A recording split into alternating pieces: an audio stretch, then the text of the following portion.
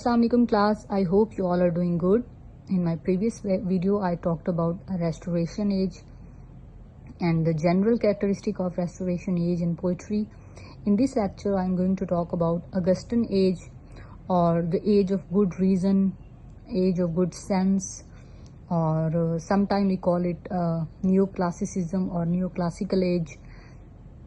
So इस as के बहुत सारे नाम हैं, डिपेंड करता है इसके टाइम पीरियड के ऊपर. स्टार्ट में हम इसे ड्राइडन से बिलोंग करते हैं, इस एज को 17th सेंचुरी को का जो लास्ट था. वाई? बिकॉज उस टाइम ड्राइडन जो था उसने इस पूरी एज को जो है डोमिनेट किया हुआ था अपनी सटायर से, अपनी राइटिंग से, अपने हीरोइक कपलेट से. और लेटर हाफ जो इसका पीरियड है वो एज ऑफ पॉप कहलाता है, जिसमें पॉप जो है वो डोमिनेट करता है. उसके सटायर, उसके एसेज ऑन ह्यूमन कंसर्निंग, ऐसे ह्यूमन अंडरस्टैंडिंग के ऊपर, और इसके अलावा उसके पॉलिटिकल सटायर, उसका परफेक्ट करना अपने हीरोइक कपलेट्स को, इन सारी चीज़ों के बेसिस के ऊपर हम पॉप को जो है वो इस एज को डोमिनेट करता है. लास्ट और लेटर पीरियड जो है वो डॉक्टर जॉनसन आपको बताया था, वो जो है इस एज को जो है वो डोमिनेट करता है. तो 18th सेंचुरी लिटरेचर जो है ये बेसिकली 3 डिफरेंट पीरियड्स के अंदर जो है वो डिवाइडेड है. इसको अगस्टन एज क्यों कहते हैं? वाई? अगस्टन ईरा जो है इंग्लिश लिटरेचर या पोइट्री के अंदर वो बहुत इम्पॉर्टेंट ईरा कहलाया जाता है. रोम में, रोम के अंदर अगस्टस जो था, जो उनका बादशाह था, जिस टाइम पीरियड पे वो रूल कर रहा था रोम को, उस टाइम पीरियड के अंदर वहाँ पे बड़े बड़े ग्रेट राइटर्स जो थे वो लिख रहे थे, वर्जिल, हॉरेस जैसे. तो इसी तरह से उसको गोल्डन एज ऑफ रोम कहा जाता है. और इंग्लिश लिटरेचर के अंदर जब ड्राइडन, पॉप और डॉक्टर जॉनसन और बाकी स्विफ्ट जैसे राइटर्स जो थे जो लिख रहे थे, इसको golden age of English literature कहा जाता है, इसलिए इसको अगस्टस एज भी कहा जाता है. तो ये उसकी रीज़न है. तो अब हम ये देखते हैं कि जो 17th सेंचुरी है उसको क्लासिकल एज का मैंने आपको बताया कि क्यों उसको नाम दिया गया. वैसे अगर हम देखें कि क्लासिकल एज क्या होती है, क्लासिक बेसिकली हम रेफर करते हैं ऐसे राइटर्स को जो हाईएस्ट रैंक के हों, ऐसे राइटर्स जो होमर जैसे हो, वर्जिल जैसे हों. तो इस तरह के राइटर्स को जब आप कॉपी करते हो, इमिटेट करते हो, उनकी तरह लिखने की कोशिश करते हो, तो इस तरह के टाइम पीरियड को क्लासिकल एज भी कहते हैं. तो इस एज को क्लासिकल एज इसलिए भी कहते हैं कि इन्होंने उन राइटर्स को इमिटेट करने की कोशिश की, उनके स्टाइल ऑफ राइटिंग को, उनके मेथड्स को, उनकी मेथडोलॉजी को. इससे पहले आपको पता है कि जो राइटिंग यूज हो रही थी एलिजाबेथन या प्योरिटन एज के अंदर, जो एलिजाबेथन एज में था, जो स्टाइल था वो क्या था? बड़ा एग्जैजरेटेड स्टाइल था, इमेजिनेटिव पोइट्री थी, इमेजिनेटिव राइटिंग, शेपर्ड्स, और इस तरह उनको इमेजिन किया जाता था. Women, wine, love. Puritan as के अंदर आपको पता है ये भी ऐसा एक थोड़ा सा नैरो स्टाइल था, और ह्यूमन लिबर्टी एक उसकी बात की जाती थी, और रेवोल्यूशन की बात की जाती थी. तो इन सारी चीज़ों के बरअक्स 18th सेंचुरी में राइटर्स ने जो है वो इमिटेट करने की कोशिश की, इन्फ्लुएंस हुए वो फ्रेंच राइटर्स से, रैपिन जैसे है, और इसी तरह से और क्लासिकल राइटर्स जैसे हॉरेस है, अरिस्टोटल है, वर्जिल है. इन सारे राइटर्स से वो इंस्पायर होके वो चाहते थे प्लेन, सिंपल और प्रिसाइज स्टाइल के अंदर लिखना. तो ये इस सेंचुरी का मोटो था और इन राइटर्स का. अब अगरचे वो इन राइटर्स को 18th सेंचुरी के जितने राइटर्स हैं वो उनको इमिटेट कर रहे थे, लेकिन वो उनकी सबलिमिटी और उनका जो ग्रैंड्योर स्टाइल है, उनके जो स्टाइल ऑफ राइटिंग है, उनकी जो डेप्थ है, वो उसको टच नहीं कर पा रहे थे. वो उनकी आउटवर्ड टैपिंग्स को क्या कर रहे थे, امیٹیٹ ضرور کر رہے تھے مگر وہ ان کی ڈیپتھ حاصل نہیں کر پا رہے تھے. وہ کیا کرتے تھے کہ جس طرح سے ایک fixed style of writing in کا ہوتا تھا، جو ہاریس ہے، ورجل، سیسیرو، جو بھی ہیں، وہ ان کو امیٹیٹ ضرور کرتے تھے لیکن وہ ان کی جیسی ڈیپتھ حاصل نہیں کر پاتے تھے.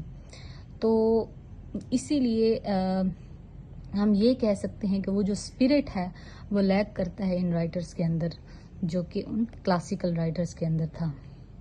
باقی اس ایج کو ہم ایج آف ریزن یا گڈ سینس کیوں کہتے ہیں؟ اس کی ریزن یہ تھی کہ 18 سینچری ایک ایسا ٹائم پیریڈ تھا جس میں دنیا جو ہے وہ کافی زیادہ جو ہے چینج ہو رہی تھی.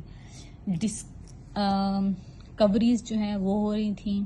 سب سے پہلے جو ہے سائنس کے اندر امپیریسزم کا میتھڈ آ گیا تھا.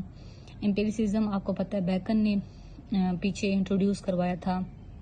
آبزرویشن اینڈ دین آپ انالیسس کریں، آپ تجربہ کریں، پھر آپ نالج جو ہے ایکسٹریکٹ کریں اپنی ایکسپیرینسز کے تھرو، اپنے تجربات کے تھرو.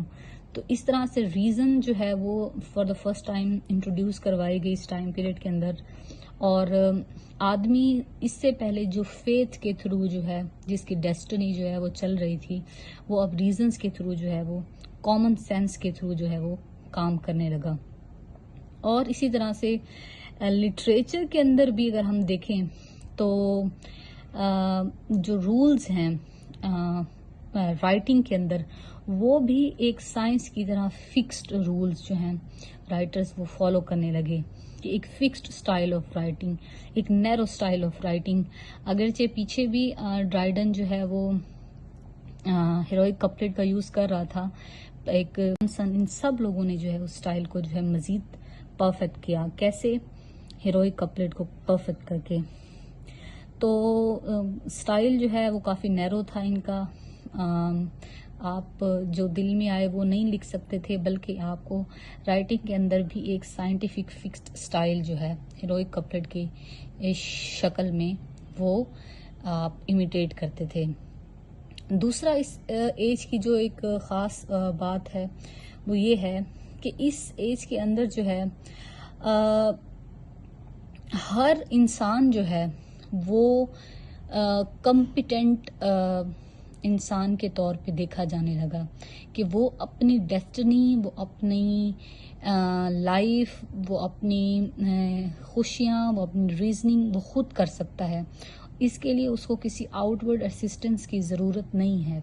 اس کے لیے اس کو دوسری چیزوں کی طرف دیکھنے کی ضرورت نہیں ہے. ایک انڈیویجولزم کا تصور جسے ہم کہہ سکتے ہیں، وہ for the very first time جو ہے لٹریچر کے اندر اس ایج کے اندر آیا. اس سے پہلے کوئی انڈیویجولزم کا تصور نہیں تھا، بلکہ کمیونٹی ایز اے ہول جو ہے آپریٹ کرتی تھی. تو for the very first time individualism کا تصور ہمیں نظر آتا ہے. لٹریچر کے اندر اگر ہم دیکھیں تو ہمیں یہ نظر آتا ہے کہ جو یونراز ہیں جتنے بھی لٹریچر کی، ان میں سب سے زیادہ پرومیننس جو ملی وہ پروز کو ملی.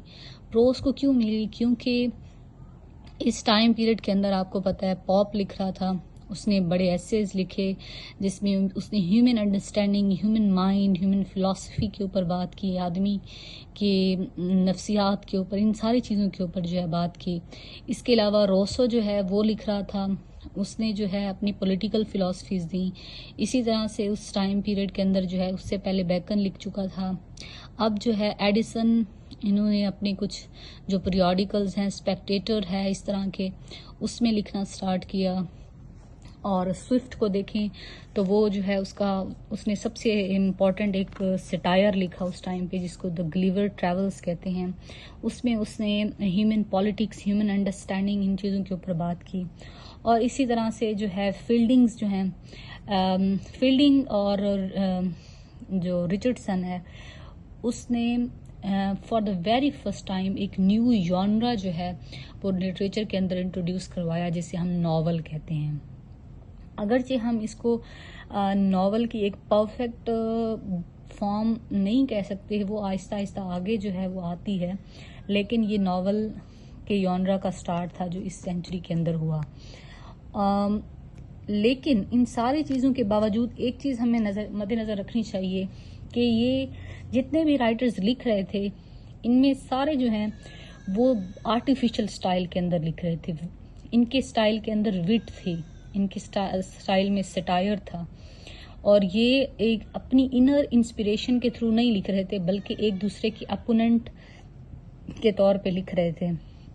اب آپ یہ دیکھ لیں کہ جو پاپ تھا اس نے بہت امپورٹنٹ سٹائرز لکھے. دا ریپ آف لاک لکھا, اس میں اس نے ٹریویل سبجیکٹ میٹر کو ایک گرینڈر سٹائل کے طور پہ لکھا, اور اپنے دوسرے ڈنسیارڈ ہے اور بہت سارے دوسرے سٹائرز ہیں جس میں اپوننٹ جو پارٹیز ہیں, پولیٹیکل پارٹیز ہیں, ان کو جو ہے کیا کیا, ان کے اوپر تنقید کی.